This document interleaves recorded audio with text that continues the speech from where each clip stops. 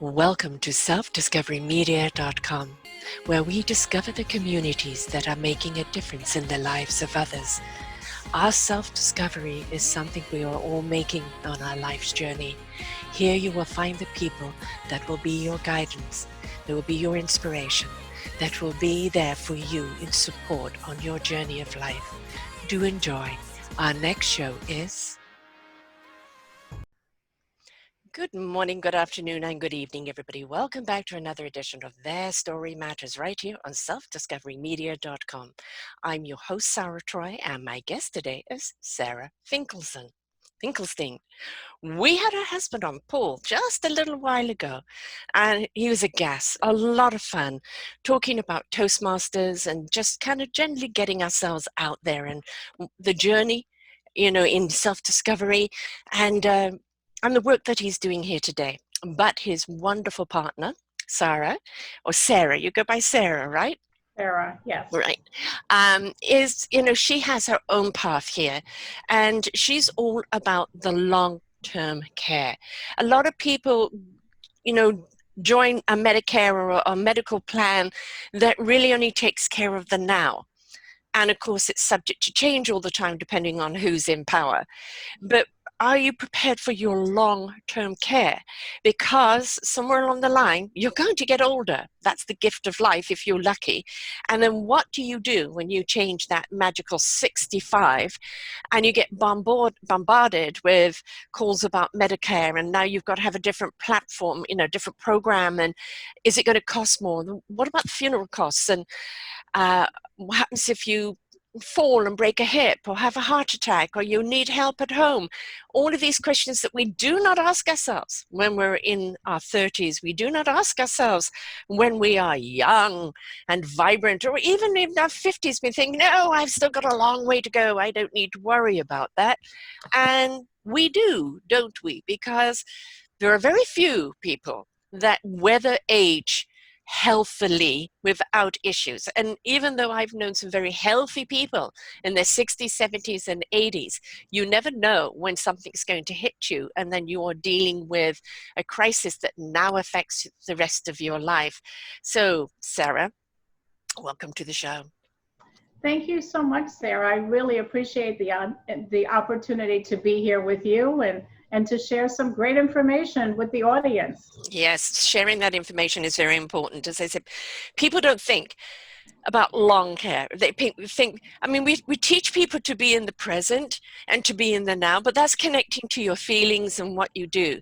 But as we're human beings, there's a lot of preparation that we need to have in our lives. So, we have life insurance, or we have insurance on our cars, or, we have medical insurance, but how far ahead do we look? And if you speak to somebody in their 50s or 40s and say, have you prepared for your long-term care?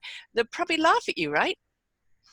Yes, and what I found for myself is that I had a personal experience having to help my mom with long-term care needs, and I was in my 30s at the time.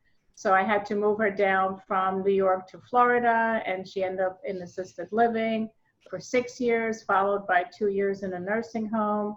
And this is what I see very often is people who think about long-term care planning are the ones who have had an experience with a parent or another member of their family that had to go through it. All of a sudden, it becomes something real. And they start to think of, gee, when I get older, this might happen to me. I might need to plan ahead for this.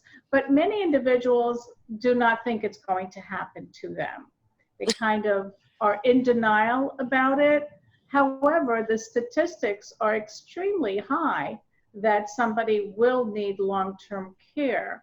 And would you like me to share those numbers with you? Yes, please do. Okay, excellent. So for people over the age of 65, the statistics indicate that 2 out of 3 people, which is 70% of that population, will need long-term care at some point. Some for a very short period of time and some for years. But it's only the 1 out of 3 that will be spared from needing any long-term care. Mm. These statistics are primarily in America. Yes, they are. So they probably are kind of similar anywhere around in the world, though other cultures kind of look at their elderly in a different way, don't they? And they're more prepared for meeting people, you know, of age and challenges, or dementia villages and other type of programs where they kind of don't look at the old as just crippling the system, but as, you know, respecting the age that they have got to, and let's make their life as comfortable as possible.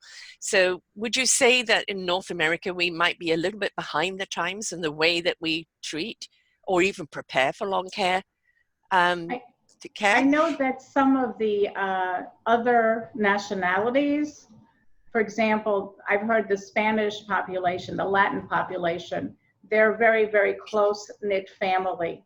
And they have a support system where they could possibly take care of grandma and grandpa, and they could all live together. But I think for us in the United States, it's a little bit more difficult because our families tend to spread out. For Mm. example, we live on the East Coast in Florida. My sister-in-law is all the way in the Midwest in Denver, Colorado. Then we have other relatives in California. So it makes it a challenge. And the other aspect for working people, even as we work into our 50s and 60s, and now people are working into their 70s Hmm. because they don't feel ready. They haven't saved enough money to be able to officially retire, so they plan on continuing to work. Well, how do you take care of somebody when you're working full time? Yeah. It's a very difficult thing to do. And there's some people that have to work right up into their 70s or anything. They don't have a good retirement plan. You know, this is not a case of, oh, I'd like to retire in a rocking chair or go fishing. This is like, I've got to work because otherwise there's no income coming in. I can't Exactly. afford to get sick. I can't afford any long-term care. And, you know, when you're looking at the COVID virus right now, um, far too many deaths for sure. But there's an awful lot of people that have recovered, and some will go on, you know, to having a very productive life. But some people are going to have struggles with this that's going to be systemic in their system, maybe for the rest of their lives. And you know that can be quite scary for people when they look at it and go, "Is this with me? Am I vulnerable for the rest of my life now? What do I do to prepare for what's to come?" Yes, and it's all about the planning. And when Mm. you were talking about retirement, a lot of people don't have sufficient money saved for their retirement. But actually, we also say for those people that do have planned appropriately, that without having a long-term care plan in place, it could wipe out their whole Yeah. retirement. So their Yes. retirement plan is not protected unless they have a substantial long-term care, a written long-term care plan in place. Yeah. And often people overestimate what a long-term care plan is going to cost. They say, oh my gosh, it's so expensive. And I always say, you know what? Long-term care is expensive. Mm. If you had to pull the money out of your pocket and pay for an aide to come in every day for 5 or 8 hours a day, it really adds up to many, many dollars, thousands of dollars. And a long-term care plan is leveraging your money. Yeah. Yeah.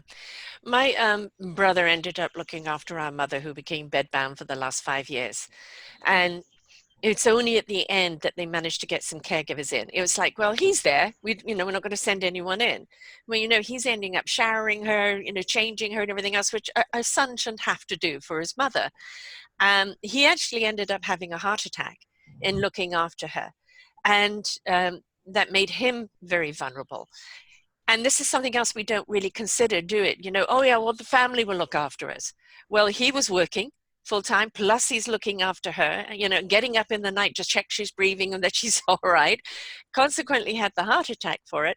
So, in preparing for our long term care, we're also taking the pressure off our family members who now feel obligated to look after you, but they're also trying to balance their own existence. Absolutely. And caregiver stress is huge. Yes. I've heard many stories like the one that you said, but Actually, we had a client, a couple, this is a number of years back, just one particular situation where the husband had Alzheimer's and the wife was always taking care of him. It was always about Abe, what Abe needs. And Yes. she didn't take care of herself. No.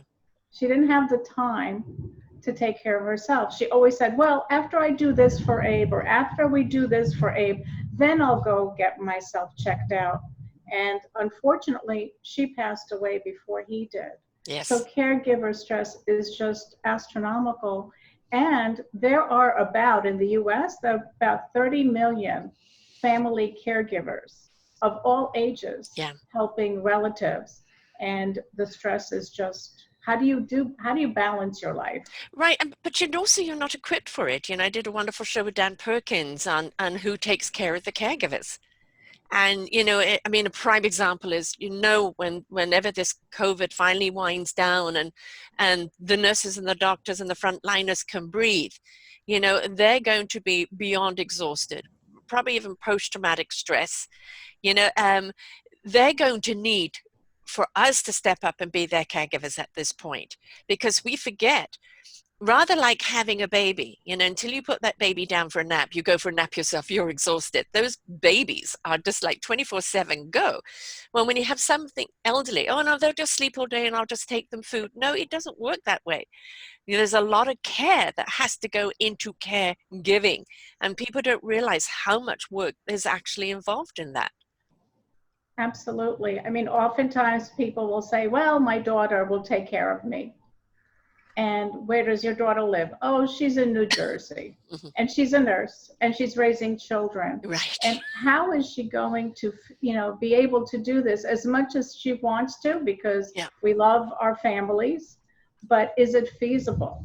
We need to have a plan B in case that can't happen. So that's what we do, is we provide their plan B, which then becomes their plan A. And so that the children, the family, could still be there to give love and support, but having a caregiver who is a paid caregiver to do the extra work, because Right. that's what they do. And they're skilled at it. That's the thing. They know what to do. I remember my dad having a heart attack and I was 11 and everybody was out and he's pointing to pills. And there was 2 or 3 bottles there. I didn't know which bottle to give him, and it was just intuitively, I gave him a pill and that particular heart episode to calm down. But I was absolutely petrified that I was giving him the wrong pill, that I was not there to care for him. We've got to remember these caregivers are trained. They're trained for what's coming next. Especially if you are looking at people with heart or stroke. Stroke, of course, there's a huge recovery. Heart attacks, you never know if there's going to be another one. And many people have small heart attacks without even realizing it, don't they? Yes, yeah. I mean, none of us knows what tomorrow brings. No. And we even see people that are perfectly healthy. Yeah. And things happen to them too. Unfortunately, we don't have a guarantee of good health forever.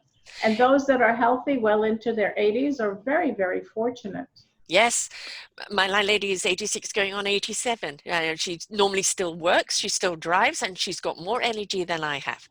And I had a host who's now 83. She was with me until 81. She still work out every day, go dancing every Friday, and when we're looking at some of the COVID survivors right now, they're 90 something, 100 and something. And it just seems to be their genes are of good stock, We, as a current, nation in the world, we are inclined to kind of buy into stress a lot more. We put a lot more pressure on ourselves.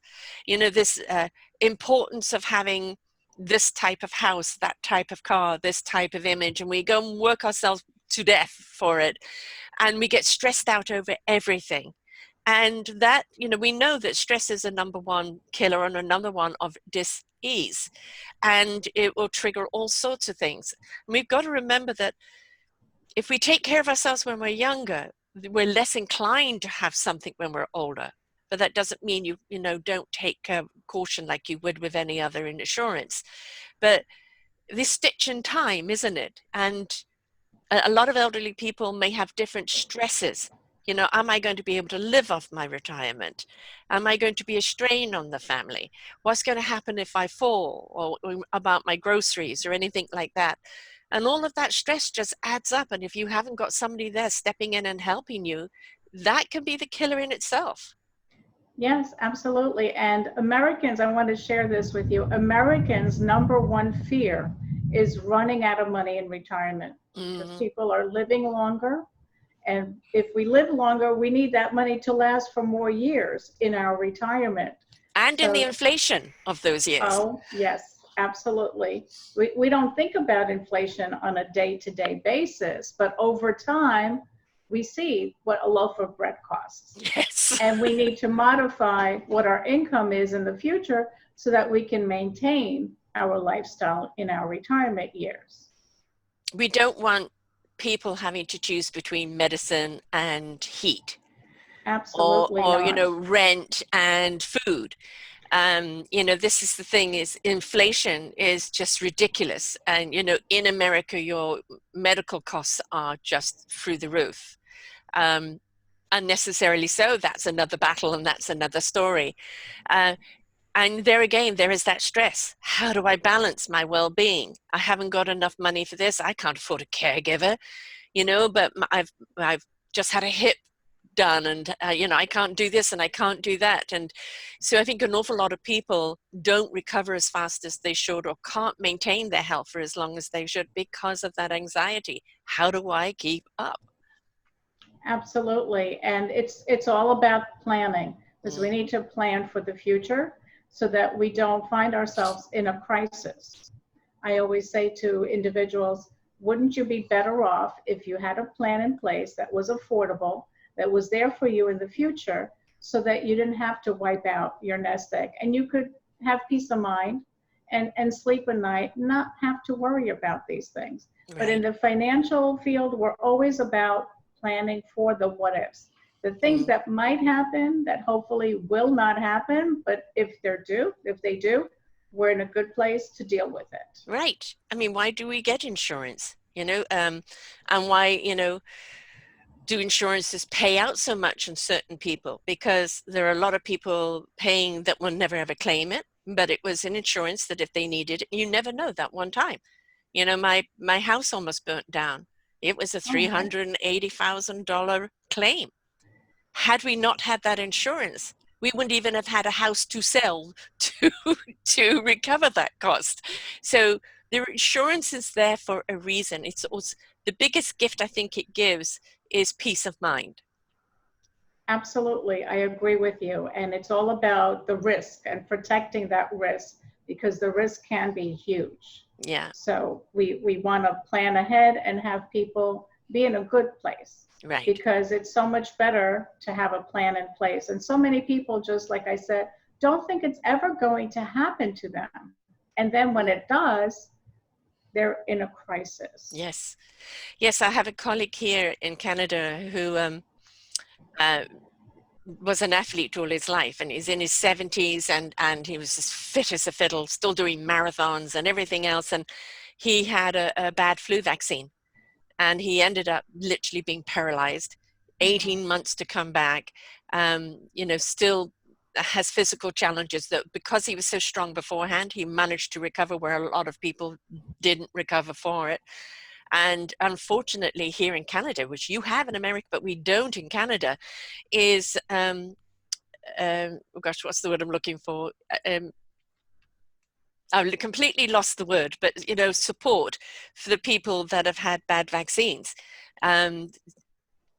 Where is that word? It'll come to me in a moment out of the blue. And he's fighting for that. He's fighting for Canadians to be supported, because they're not. There's no, I keep wanting to say retaliation, repercussion. It's not there. It's going to come. But that's the point. Don't count on your government has got it all together. We watch the news. We know that, especially in the States, things like Medicare or any medical plans, it's a political fight. It's not there for the people. It's a political fight. This is where you have to go individual and go, okay, I need to go to the organizations the companies that have this in place, that have a good reputation, that that are going to be there for me. The last thing I want to worry about is if I'm going to get gouged by a company, or then, there was a tiny little clause. Well, no, you broke your hip. That's not covered in it. You can't get any care. So having that individual source there is peace of mind, that that there's someone that's going to step up when you need someone, because we It's can't trust interesting. government. Yes, yes. And it's interesting because sometimes I run across people and we talk about the need for planning for long-term care, and they'll say to me, well, my Aunt Mary, she had a long-term care policy, but it really wasn't good because it only paid like $75 a day, and that wasn't sufficient to keep up with costs. And it was only a 3-year plan. And I always think about people making these types of comments, and I like to remind them and say, probably your Aunt Mary bought a plan that she could afford. Yeah. And at the time, maybe the going rate was $75 a day in coverage. But because it only paid what she purchased, and it only paid for 2 or 3 years, doesn't necessarily make it a bad plan. Right. People buy what they can afford, and that's what we stress. We don't want people to buy a plan today that they won't be able to afford to pay a year from now. Mm-hmm. What good does that do anybody? Right. Yeah. And so a lot of people have misconceptions that because somebody had a plan that only paid X number of dollars, that makes it a bad plan. It still protected a piece of their nest egg, regardless of how much or how little that plan covered. So it's all about protecting some portion of what they have so that they don't have to deplete everything to pay for their care. And over time, long-term care costs increase at a higher rate than the inflation rate. Yes. And most people don't realize that. I know in our neighborhoods, we have new assisted living communities that are being built, and some of them are really very beautiful with all kinds of activities and very, very luxurious, and they are not cheap. No. And they all have a base rent, and on top of that, depending upon what kind of help the individual needs, they add on to that. It's called levels of care. So it could be $4,000 a month to $6,000 a month, and sometimes more. It all depends on where and what their needs are. And at that rate, how long will somebody's nest egg last? And that's if they have a nest egg. Yeah. Yeah, I mean, you're only talking about really a small portion of people that have, collateral in their house, or maybe their savings, their retirement saving. Most people are literally living check to check. And, if they're not working, this is why you've got so much panic right now with the world being shut down. People who don't have that protection are not earning. And so how are they going to put food on the table? And talking about a nest egg, I haven't even got next month's rent. So I think proportionally, there's probably a lot more people that couldn't afford any form of care out of their own pocket. And it will be on the government subsidy, the government retirement. And we know that the government retirement is nowhere near what the escalation of inflation is in order to live today. Yes, absolutely. I mean, like you said, we cannot rely on the government. We have to think for ourselves and plan for ourselves. Yeah. Because we can't really rely on anybody, even if one has children that are willing and able to help. But what happens? Something could happen to them too. Yes, yes. Like what happened with my mother-in-law. She was 74 years old, and she passed away from ovarian cancer. And her mother, Paul's grandmother, is still around. She's 97 years old. And you never think that you're going to lose your child. Right. Yeah. It's very, very sad. It's very unfortunate, but these things can happen. So we can't always rely on a relative to help us out, because we just don't know. Yeah. And, especially if they've got young families, they're already stretched to the limit with time. You know, Joey's got soccer, Julie's got dance, this one's got the dentist. Can you do this? Can you do that? You know, and it's like, where do they have time even for themselves? Never mind for anyone else. And then they feel guilty because they're not giving the time. And, you know, I think one of the other thing we're not addressing, which is really, really huge, is loneliness in our seniors. And by even having a caregiver that's going over with meals or checking on them and this and that, that could be the only interaction they have in that day or in that week. Absolutely. As a matter of fact, Grandma, who I said is 97, she lives in independent living. We haven't been able to see her since Right. March. Yeah. They're all on lockdown. And so her only person that she could actually talk to is she has an aide that comes in for a few hours a day. And that's the only person she actually has any interaction with other than talking by phone. And yes, it's very lonely. I mean, they used to be able to go downstairs in the dining room and have their meals. They can't even do that anymore. Right. Their meals are delivered to their rooms, their apartments. So yes, it's very, very lonely. And we've got to remember that whether it's COVID or whatever, I've done a number of shows on loneliness, and there's a lot of people that go through feeling alone in life no matter what their age. But you get to the elderly where their family's either scattered or they don't have family anymore. They're out there alone, and everybody else is just too busy for them. And it's rather like, it was that brilliant commercial where they're showing a mother and child kind of blended up against the color of the wall when nobody saw them begging for food, right? Because we're so just busy with our blinkers going along. But that's a lot to do with the elderly as well.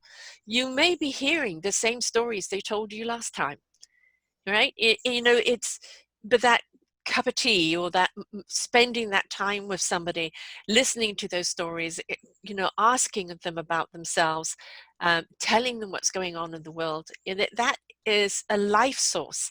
And if it's only a caregiver that's giving that, then that literally is that reason for that person to carry on living. Absolutely, because loneliness is difficult. It's very, a killer. very difficult. It's a Yes. killer. It definitely is a killer. What age should somebody start looking at, you know, preparing? Because, you know, if probably up into your 50s, you're still looking at kids at home and university and this and that, and you've got the life insurance, but you know, like, oh, now old care insurance, I got to have that on top of that. You know, when is a good age to actually think about it and maybe start off slow and increase as you go? I would say that in one's 50s would be a good time, even though I purchased my policy at 40.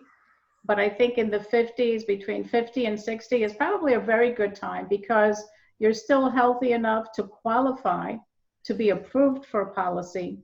And because of your age, the premiums are not as high as if you were to wait until you're 70 years old. So the most important thing is really your health, because if you don't have good health, you may not be able to get it at any age, even Right. at 20. So it's much cheaper. Sometimes people will say, well, gee, you've been paying on your policy since you were 40 years old. Wouldn't you have been better off if you waited till later? And that's one way of looking at it, but we don't know what tomorrow brings. I could be perfectly healthy today, and then a month from now, I have a diagnosis and I cannot qualify for the coverage. And now my chances of getting it are gone. Yeah.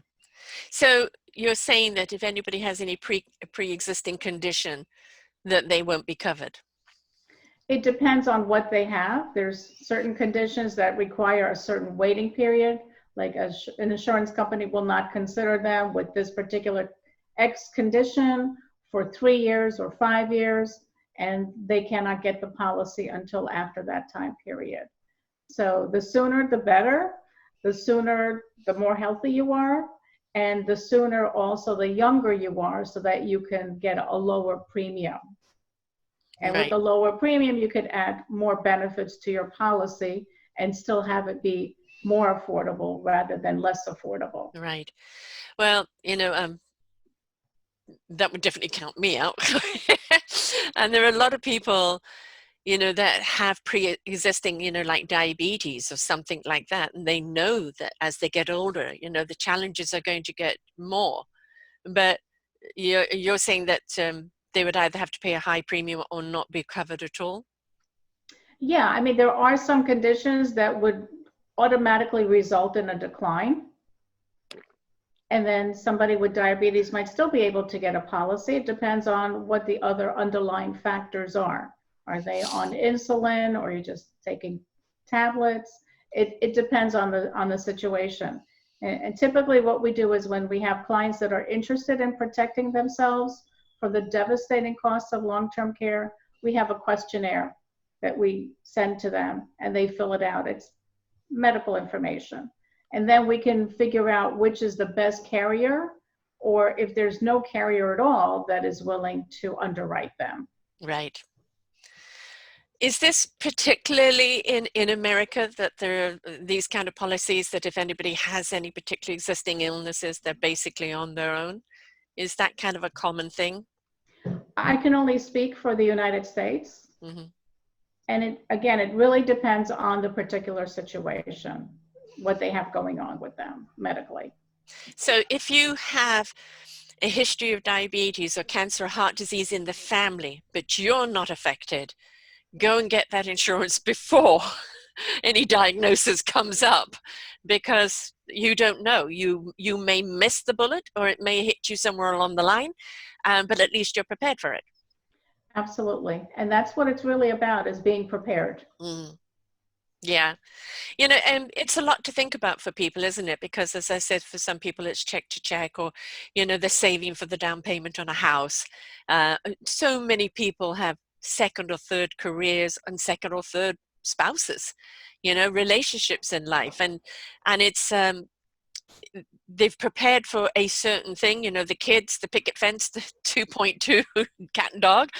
And then, that, disappears through circumstances, and they're starting all over again. And the last thing they think about is the long-term care, because all they're looking at is second opportunity, either to find love or a new career, or, having to start all over again.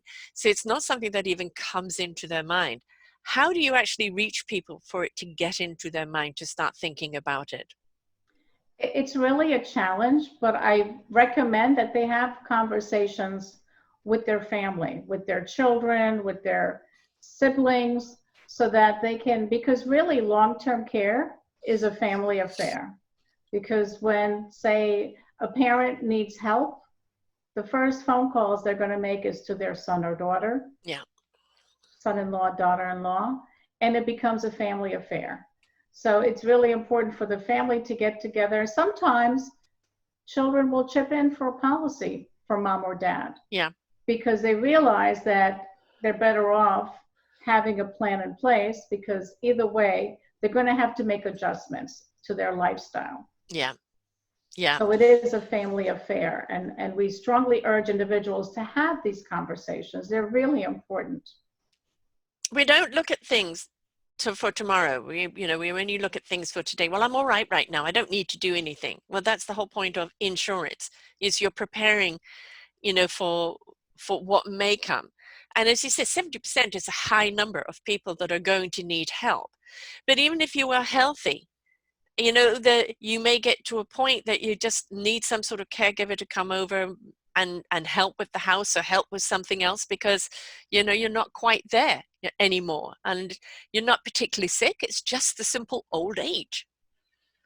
Well, in order for somebody to qualify to go on a claim, if they have the insurance for it, it is long-term care. So that word long means that it has to be at least 90 days. Right. So if somebody falls and they break a wrist and they need help for a couple of weeks, it won't cover that. So it has to be at least 90 days or more. And the activities of daily living, which are bathing, dressing, eating, toileting, continence, getting in and out of a chair, or just cognitive, those are the factors that would make somebody qualified to go on care. Mm-hmm. So they have to need at least 2 out of the 6 ADLs, which is activities of daily living, that they need help with, or the cognitive impairment. either one of those would allow them to actually go on claim, where the insurance company is going to pay a claim on their behalf. Right. And the claim, again, depends on what they purchased. They may purchase $200 a day, $150 a day in today's environment. They may purchase a 3-year plan because they say the average, so-called average long-term care is about 3 years. Although they've come back and said, well, for females, it's more like 4.2 years. And for males, it's about 2.2.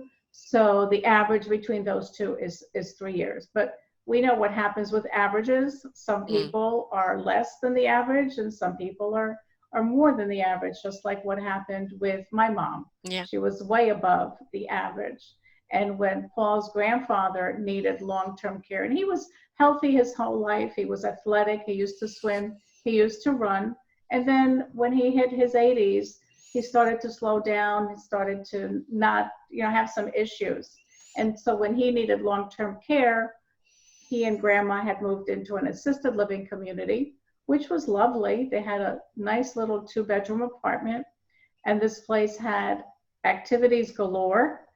They even had a bar downstairs where they served drinks, and they had music and dancing. I mean, it was unusual, I think, for an assisted living community, but lots of stuff going on and people around, and you don't feel isolated, which is what happens oftentimes to seniors as they may become widowed and they're living by themselves and they're kind of isolated. Living in a community like this, they're not so isolated anymore. Right. So he was able to use his long-term care plan. And for them, actually, they didn't actually start to plan for long-term care until their early 70s. So it was kind of a little bit late in life, but still it provided the protection that they needed and that they did end up using. Grandma and grandpa both had a policy, and grandma exhausted hers, and now she's living in independent living with the aid that comes in for a few hours a day. So we just don't know. No. And again, we don't have the crystal ball to look to the future. We have no idea what's going to happen. With this whole COVID thing, who knew it would shut the world down and be such a vicious virus and isolate us, but also in other ways bring us together. And that's kind of the way, the nature of living is. You do not know. They say God laughs at the best laid plan. When you've got a plan where it's solidified and paying on it, and it's going to cover X, Y, and Z, then that's definitely insurance. It's a plan worth having. But people go, I'm planning to do this when I get older and retire. I'm planning to do that. And we know that very often those are the plans that get interrupted, and you're not prepared for them, and you're not prepared for the consequences. So it's kind of, don't put off today, until tomorrow, because we just have no idea what tomorrow is going to bring. Right. And as a matter of fact, I do have a crystal ball, but it just doesn't work very well. Yes, we've got to be a bit more witchy on that. Yes. How did you get into this? Why did you choose this path?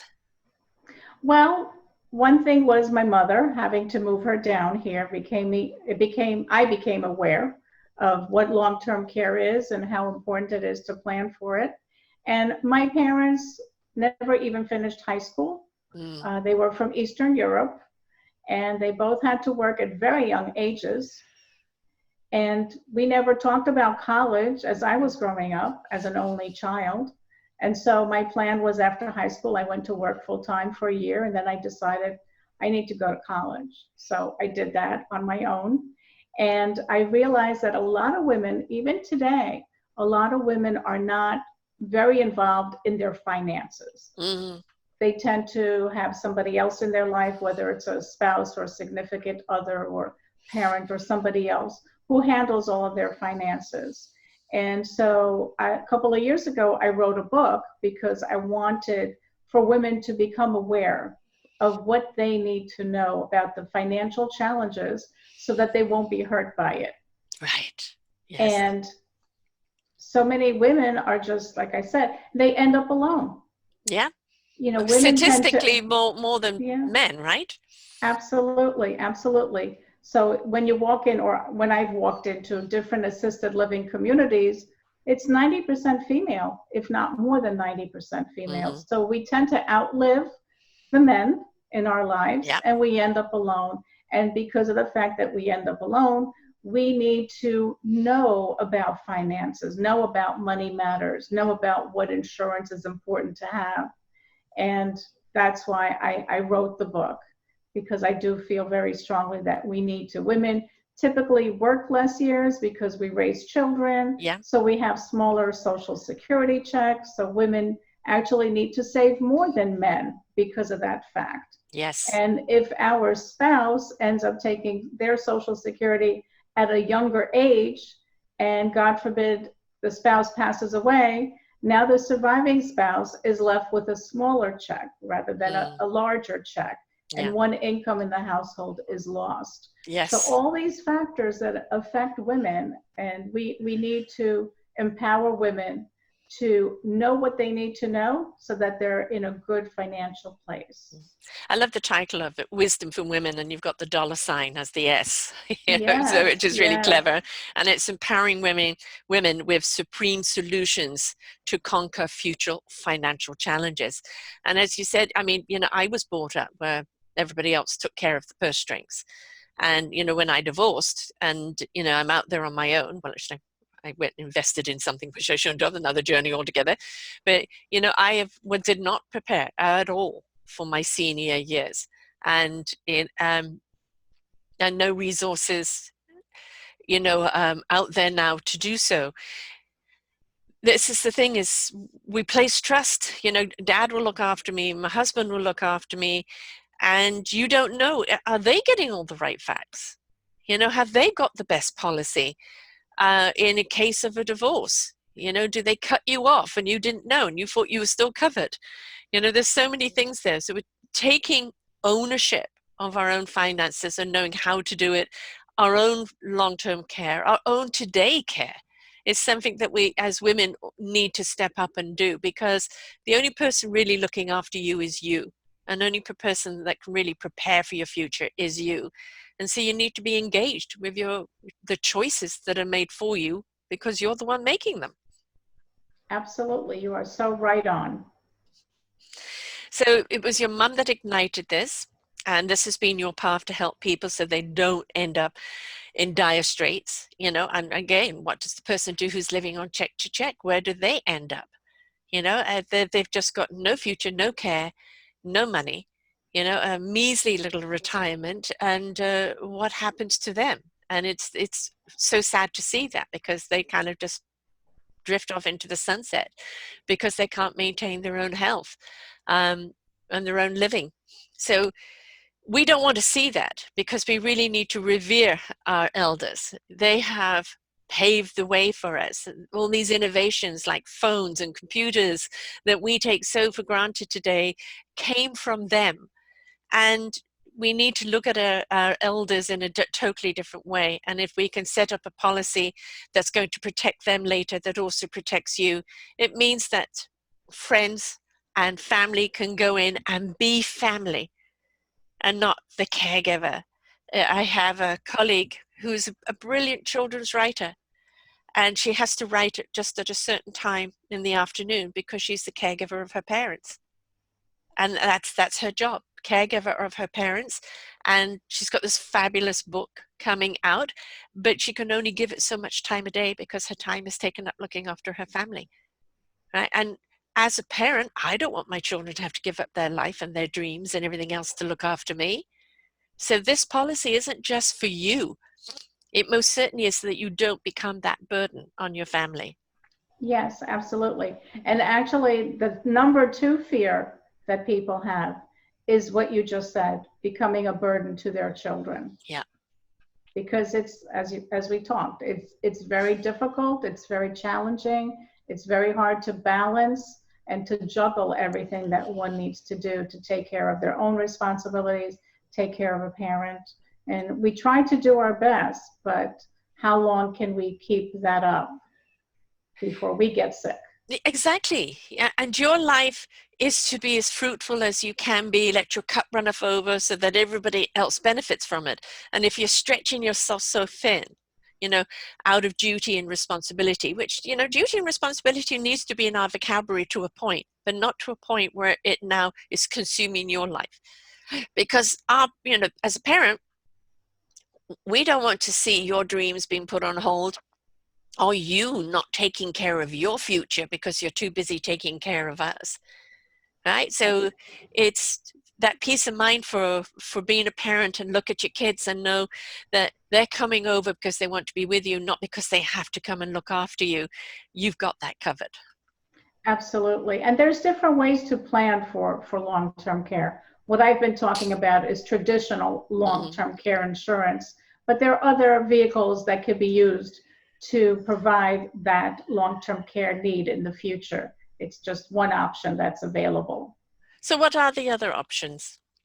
Well, there's life insurance that could be used to pay for care. So if somebody does have a cash value life insurance policy, they can often accelerate the benefits while they're alive to pay for long-term care.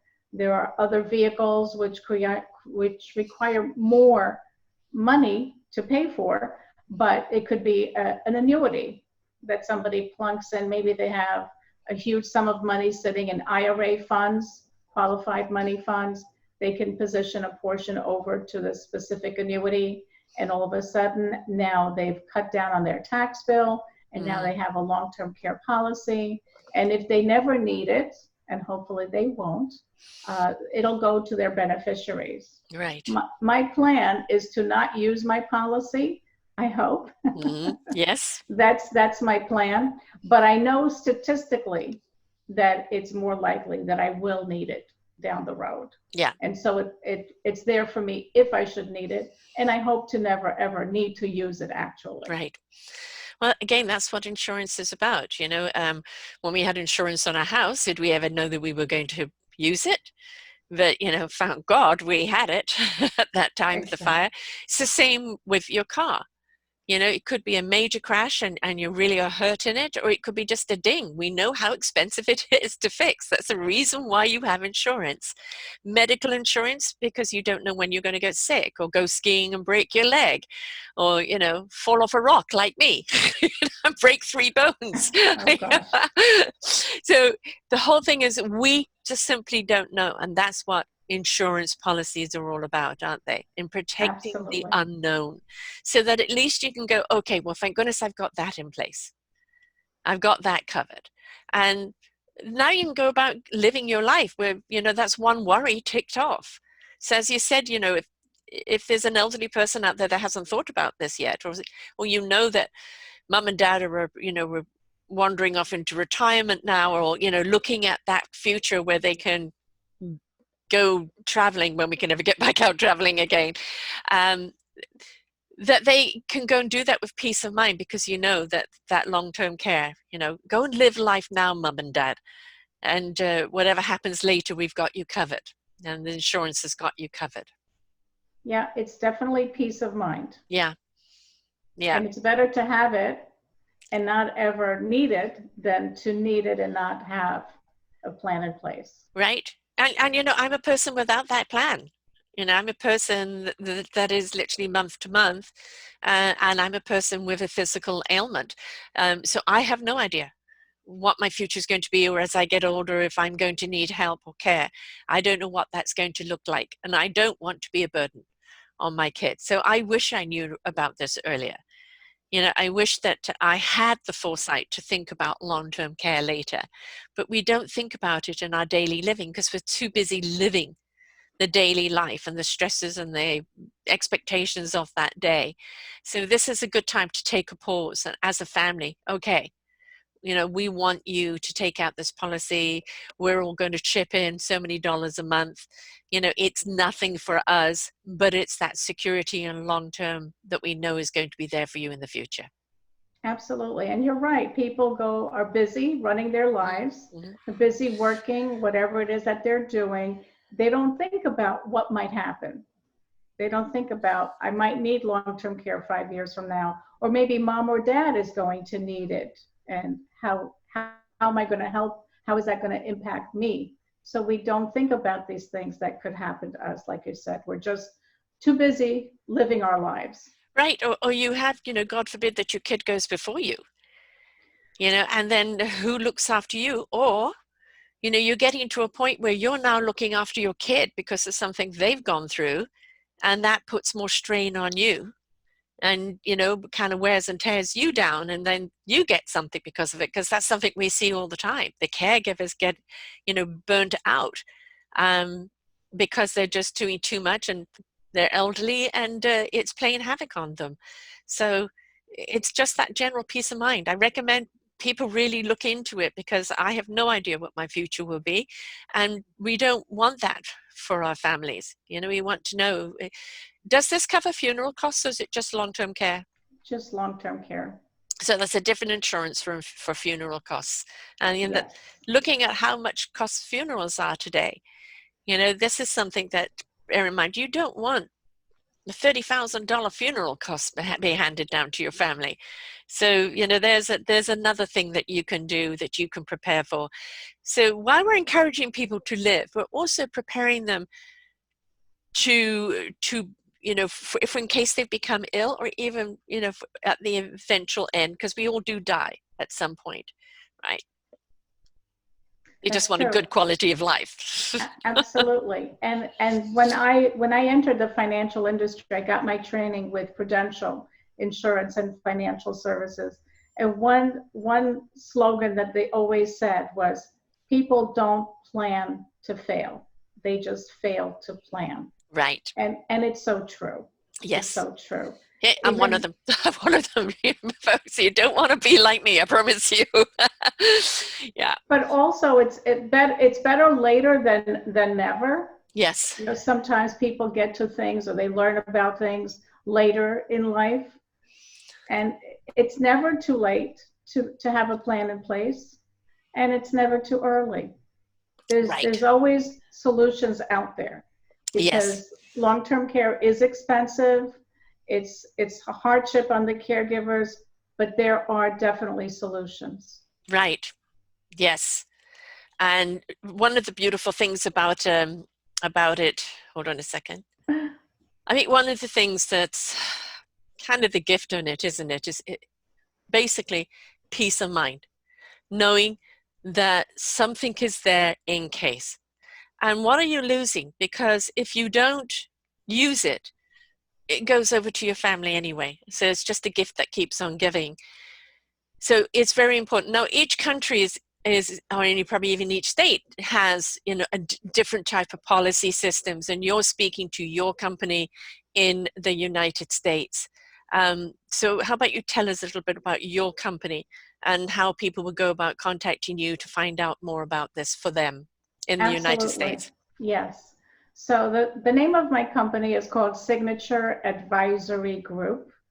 And I used to be Securities licensed, but when the market crashed back in 2008, 2009, I changed my focus, and I wanted to focus strictly on safety and guarantees, because everybody needs a portion of their money that's absolutely safe, that no matter what happens in the world, in the economy, their money is safe and guaranteed and not subject to loss. And people also need money that's projected for growth, so that we can keep up with inflation and hopefully outdo inflation. So I decided that my focus was going to be on safety and guarantees. So we also help individuals with guaranteed lifetime income, because once we retire, we need a check to replace our paycheck from work. And oftentimes people don't have pensions anymore. They have 401k plans. And those 401k plans are not geared to provide guaranteed lifetime income. So we work with those solutions, and it's all about safety is what we focus on. Yeah. And part of that is the protection, the life insurance protection, the long-term care protection, so that we can have peace of mind, sleep at night, and when we get to retirement, enjoy it. Yeah. I mean, you've earned it. You've worked all your life, you've done your bit. You've laid your path, now it's for you to kind of enjoy, the fruits of that. And knowing that no matter whatever happens, that you're covered is very, very important. But, you've said a big word, security. It's not just security having the policy, but it's security in knowing that you're with the right company. That, as I said, there isn't kind of that little tiny writing that nobody sees, that they're not going to cover you, all of a sudden. So reputable company that has really got your safety in mind, where you can literally just go about your life and enjoying it without even thinking about it until you need it, even if you do or don't need it. Absolutely. And we do like to work with carriers that are strong, that have been around a long time, that are stable. We don't like to take any risks with carriers that don't have good ratings, because we want to make sure that everybody has the peace of mind that they need. Yeah. I mean, that peace of mind it literally can be the difference between the quality of life and no quality of life. Because if you're worried about things all the time and that stress and that dis-ease, you're going down that road. So, one thing struck off that, I don't need to worry about that. And, maybe get myself a life insurance, cover the funeral costs and anything else. That's what it's all about. You're preparing for your old age. You're preparing for your death so that you can go and get on with your living. Absolutely. And you can enjoy your family at the same time. Yes. And enjoy life, right? Enjoy life. The last thing we want to be worrying about is the later. What you want to do is not have anybody think about that kind of tomorrow, because they don't need to think about it, because the security is already in place. Absolutely. So you can go about and enjoy your life and not have to worry. You're not going to be a burden on your family, even if you are, the culture, like Italians and East Indians and many other, Hispanic, many other cultures where all the families live together under one roof. They're still going to need somebody to help them if everybody's working or, got their own lives. And so it's that peace of mind too, that you're bringing something and not placing all the burden on your family. And that's why I think there are in Palm Beach County, where we live, and even Broward County, which is the county just south of us, there are hundreds of home health agencies that provide a home health aide to come in for a few hours or a whole day. There's a definite demand for this, because we do have an aging population. More than ever before, the baby boomers. Yes. Right? Yes. There is more of us than there has ever been of this age group ever in the history of time. You're seeing now so many people in their 90s and their hundreds, where that was just a rare occurrence in the past. Absolutely. The amazing thing is how many people in their late 90s and hundreds have beaten COVID, which is astonishing, so good stock there. But at the same time, you're going to need some help along the line, because you just don't know what's going to happen. How many people I've known in their 80s and 90s just have that fall. There goes the wrist, there goes the hip, there goes the leg. Now what are you going to do? You need help. Absolutely, definitely. And there's so many assisted living places even cropping up even more than before. Yeah. So we know the reason that we're seeing these places being built is the demand is there. Yes. The need is there. Yes. And doesn't it make sense? People have their own individual apartment, but then there is that central hub where you can go and be a part of life. So if you are alone, it's your choice, but you don't need to be alone because there's life going on around you. Absolutely. Where grandma lives, she's on the independent side, but then there's also the assisted living side. And every Saturday night, not now during COVID, but up until then, every Saturday night they had entertainment. They often had great entertainment. They filled up the whole auditorium. And besides that, they have trips. They had luncheons out, plenty of activities, card games, and so on, to keep people engaged. Right. And enjoying life. Just because we get older doesn't mean we're obsolete. For sure. Well, as we get older, that wisdom kind of grows with us. How about tapping into it? Yeah. Yes. Or and developing a new hobby. Yeah. Yes. But that's also statistically, I don't know what the statistics are on that, but how many people retire and they have nothing to do, nothing outside of their work, and how many people literally drop dead after that? And that's quite a high statistic. So if you want to have the insurance also against any long-term care, have something outside of your work that you love to do. Absolutely. Because when work is over, that was just your job. Yes, you enjoyed it, but it's not who you are. Go in that self-discovery of who you are now. That redirect like you took, right? Yes, it's interesting because some people get so busy in their retirement with all different clubs and activities, Mm-hmm. and they'll say, I don't know how I had time to Yes, work. yes. I have a girlfriend like that. She's 75, and she's in 2 or 3 book clubs, 2 or 3 choirs. Goes swimming twice a week, and virtually every single day she's got something on. So And she's very active. very active. But she has physical problems, and she's waiting for a knee op, which now, of course, is being pushed back, and she's already had a hip op. But it's just about, well, I'm just got to go and do what I can do for as long as I can do it. Good for her. Yeah, good That's the attitude. spirit. Yeah, Yeah, exactly. And that's, again, the peace of mind of knowing that you've got this for later allows you to step into that spirit and enjoy today. absolutely. So how do people find your book? The book is actually available on Amazon, and it's a long title, Wisdom for Women: Discover the Challenges You Must Overcome to Live the Life and Retirement You Deserve. They could also search for it by putting my name in the search box under Amazon, Sarah Finkelstein. How about you spell Finkelstein for them, love, just in case they don't know the correct spelling? Sure, And also absolutely. Sarah, because you're without the H. Without the H, Sara.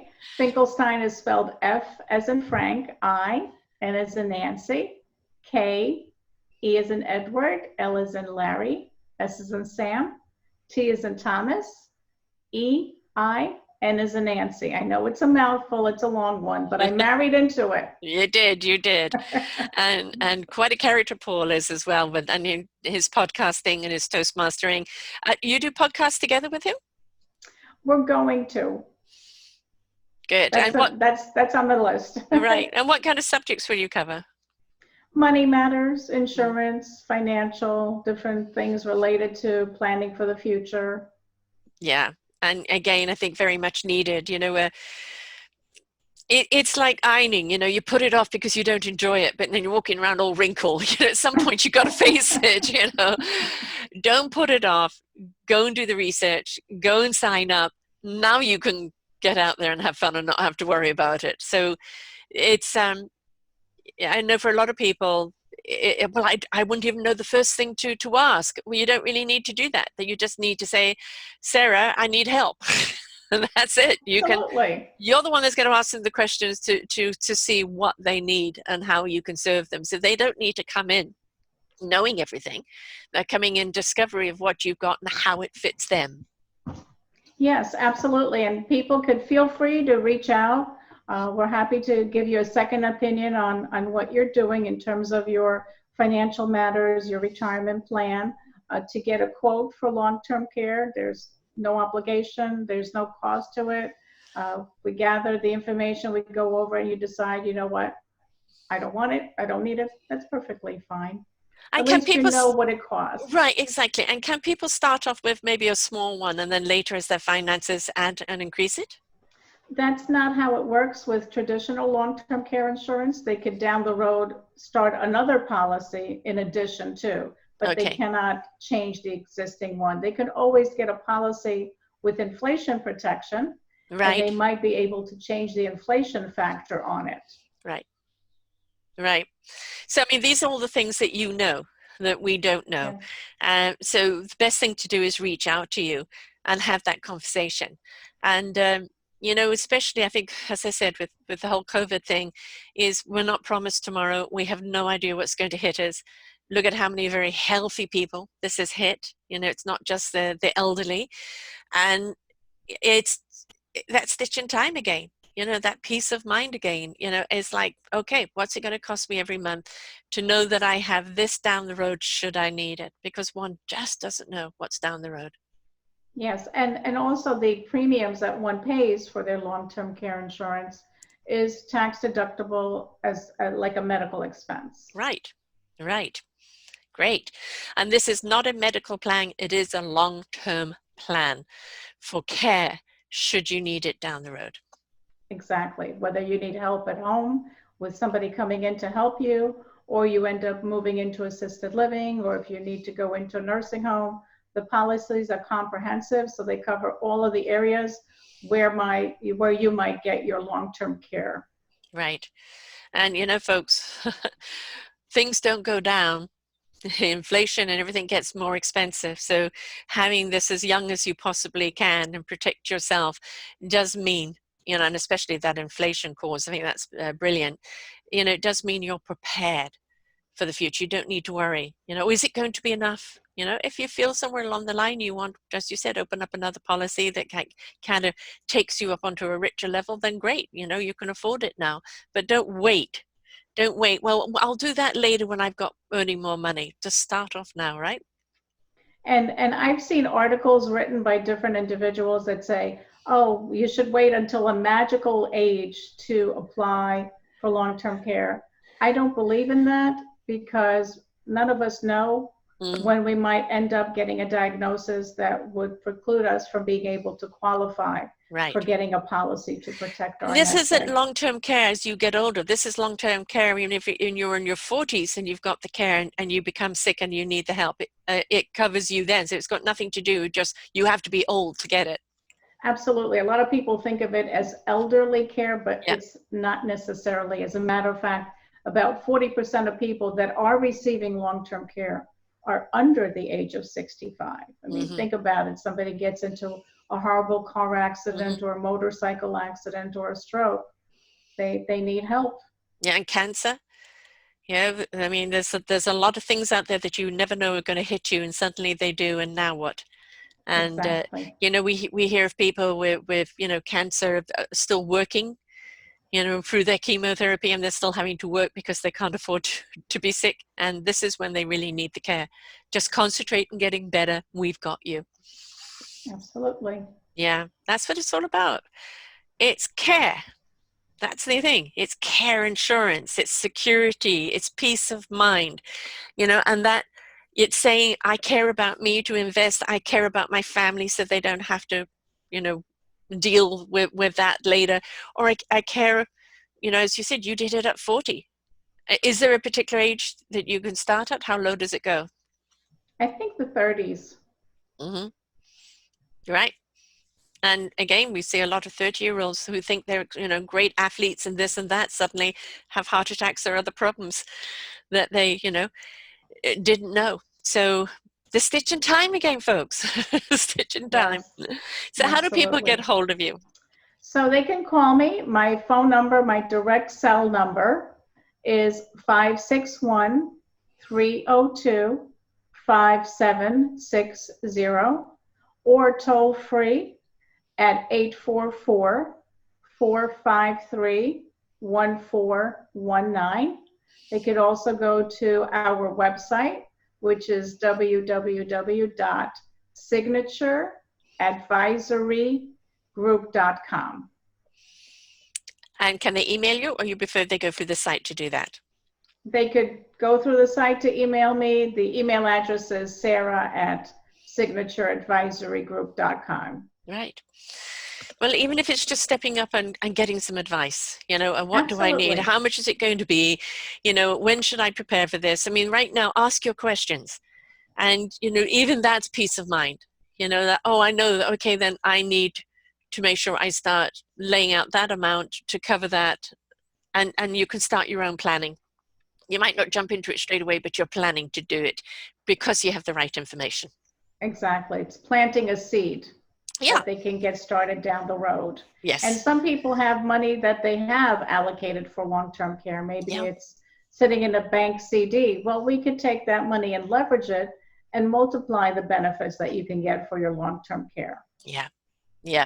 So there's many different avenues. That's the point. And it's not like, wasted. Well, I never claimed. So what happens to that money now? That money's still going to go somewhere. And so it's a good plan. And as I said, people don't think about it. And, we've been shaken up to wake us up to step up right now and change things up. And this goes with, okay, if I didn't get COVID, I could have got COVID. What would have happened then? Who would have looked after me? What would my quality of health been like after this? How would it have affected my life? And this is the time to not put off until you're 65.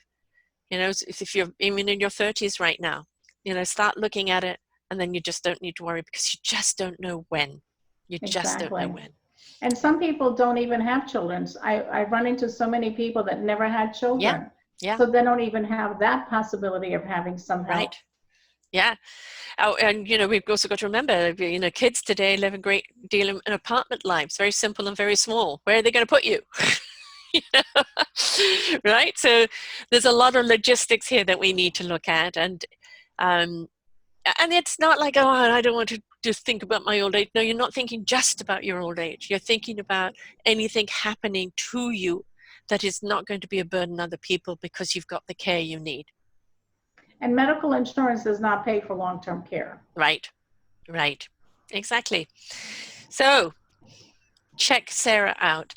Check the site out. Ask your questions. There is nothing wrong with asking the questions. Get the book. Read the book. We all need some wisdom, and women, we need that financial wisdom, not just place all that trust in somebody else's hands and say, I've got you, little girl. No, take some control and make those decisions that's best for you. And, it's just taking responsibility and ownership of ourselves, and giving ourselves peace of mind, and knowing that we are preparing for our future in all aspects, so we can go and get on enjoying life. I also have a free report, which I'm welcoming everybody to request, and we will be happy to send it via email. It's a report, what you need to know about long-term care. Right. And that's a good way to start as well. So, there's so much you can do. You can read the book, you can read the report, you can go to the site, and then when you're ready with all your questions, just contact Sarah, and she'll be happy to oblige and see what fits for you. Right? Absolutely. Yep, definitely. Right. Okay. Financial freedom, it's finances, as I said, for me completely, I'm the old school, and I was never bought that way. It was always somebody else with the purse strings. And I do look to my future, and I don't wish this on anyone should I need care. And please don't do that to your kids. Make sure that you have got something in place there, because then if anything does happen, God forbid, you're ready for it. You're ready for it. You're not being a burden, and you know that the care is there. When my brother had his heart attack, my mother's responsible, who's going to take care of me now? Right? And so that's the point. We put so much burden on someone else, and if they can't be there for us, now what? So pay the premium, know there's somebody going to be there down the line, and quit worrying about it. And hope that you never need it anyway. Exactly. That's what insurance is. You have it for the in case. And then just all you need is that one claim, right? And you look at that one claim and you go, oh, this was so worth it. Absolutely. Absolutely. Another thing people have said to me, well, you got yours so many years ago, you've been paying premiums for so many years, you've paid in so much. And I say, yeah, that's true. But if I had to go on claim, I get all that money back within the first year. Yeah. Exactly. And it's sad to see that long-term care is so expensive. And it is, though. That is the fact. It is. It's extremely expensive. And I don't think we could even keep up with the cost of 5 years ago and now, and what it's going to be 5 years from now. And instead of worrying about it, do I have enough put by? Get the insurance so that you don't need to touch your money. You're covered. Exactly. And let your retirement plan that you've been saving for do what it was meant to do, which is provide you with the funds that you need to live out your retirement the way you want to. Yes, enjoying it. You've worked for it. Enjoy it, right? Absolutely. You don't even worry about everything else. What's retirement? I don't think I'm ever going to know it. It's good. I love what I do. Absolutely. It's great to love what you do. Oh, that's very important. That's very important. And for you, it's about seeing people secure and stable, and that knowing that if whatever happens to them down the road, they're covered. So you're giving that peace of mind, which obviously is what excites you. And of course, your husband is very exuberant, Paul. I invite people to come back and listen to a show. They'll find it here on your show blog as well, and your show on his. Keep it into the family. And you know, the podcasting that you've got coming up, I think it's a very important subject.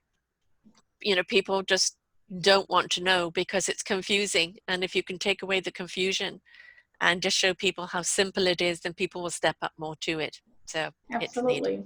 People who are confused don't do anything.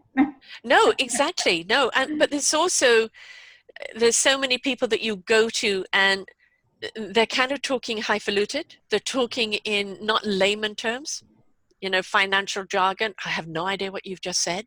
And they feel an idiot. And so they feel a little embarrassed. And that's also one of the reasons why people don't follow up on it. So having somebody that really is speaking to your needs and speaking to you not in the financial jargon, but in a way you're going to comprehend without yourself feeling silly is really important. Yeah, and I'm glad that you brought that up, because some people may feel embarrassed because they think that they don't have enough money set aside to seek out the help of a professional, and that's not it at all. Yeah. So please don't feel embarrassed, don't feel bad, just seek out the help of a financial professional. I'm sure that they could share some tips with you and help you to improve your financial situation. Right. One step in front of another at a time. You don't need to come out with a degree in it. You know, it's Absolutely. just understanding what can I do? How can I secure myself? Where's the sure footing? You know, where's that protection? And just one step at a time. And as you get more and more confident with it, then you see the bigger picture. But we don't go into a mechanic and say, you know, that cord on that nut on this piston and everything. We don't know what's underneath the hood. We just know it goes. Let the experts know what to do, and they'll guide us, right? Absolutely. I have no idea how my car works. I just know that when I need to go somewhere, it gets me there. Exactly. I don't need to know the inner workings of the machinery. Right. Yes. And all you're doing is giving them the clarification of how it works, how it supports them, and where it supports them, what they're going to get for their money. And that's as simple as that. Absolutely. Keep it simple. And then it's less daunting, but it's something we all need to look into. Please, folks, please look into it. I don't want anyone to be in my position as they get older. And start young. Start young. You know, get locked into that wonderful plan. The inflation bit of it, I think, is great because that way helps you secure that as well. And have some of that security laid by for the future, because you just never do know. So that's what insurance is all about. Thank you so much, Sarah. Thank you, Sarah, for having me on, and I appreciate your time. And then this was fun. Good, good. Well, I hope people learned a lot here today. As I said, they can get your book. And as I said, I love the wisdom with the dollar sign. Money wisdom, you know, we all need a little basis of it, definitely. And trusted advisors, we all need it. And so reach out to Sarah and see how she can help you. You might just want to right now just inquire. Do I need it? What does it entail? How much do I need to put by each month? Can I do that now? It's all about the inquiry and see where it goes. It's not a hard sell. It's just knowledge that you need. And when you're ready to make your mind up, you'll make your mind up. Right? Exactly. Not a hard sell. Not a hard sell. The sell. Information that you need. Exactly. And the why you need it. I think that's pretty obvious. But it doesn't always hit everybody that way. Yes. But, you know, again, we have, you know, the plans that we want for the future. We have a desire that we want for the future, but we never know when we're going to trip over that rock or, you know, hurt ourselves on a ski accident, car accident, or get ill with something. And just knowing that there's somebody there to look after you that isn't a burden on your family is something that was not only a gift to us, but it's a gift to them as well. Absolutely. It's a gift for everybody. Yeah. For the family. Yes. Yeah. That peace of mind. Got you covered. That's the most important thing. Got you covered. Thanks so much, Sarah. Thank you. Have a great day. You too. And to everyone out there, remember, we don't need to know it all. We just need to know there's people out there that have got our backs. They have got the policies. Check them out. You know, take care of your future by taking care of you now, which means go and do what you need to do to get yourself covered for your future. You don't know what's around the corner, but that's okay. But if you know that you're covered, you can get out around the corner and enjoy yourself a lot more. So until next time, bye for now, folks. We hope you enjoyed the show. We look forward to bringing you more shows. Please go to selfdiscoverymedia.com/shows and you will see the incredible lineup of genres and shows that we have for you. We are here to make a difference in your life. Thank you for listening.